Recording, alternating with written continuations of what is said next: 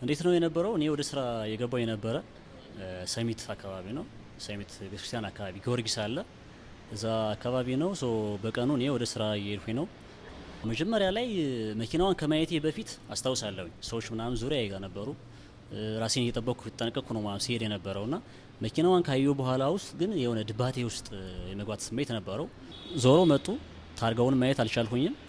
ክሮስ አድርገውኝ ከሄዱ በኋላ ራሱ ምን እንደተፈጠረ አላስታውስም ተመናገር።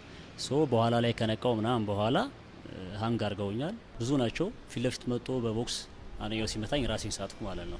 ወድቄ ያለው ምናምን ሰዎች በአካባቢውም አልነበሩም እና የተወሰነች አንድ ልጅ እንደ ኢሉዥን እንደ ቅዠት ነው የሚባለው እንደዛ ነውና ቀናስል ምን ሆነ ነው ምናምን ትለኛለች።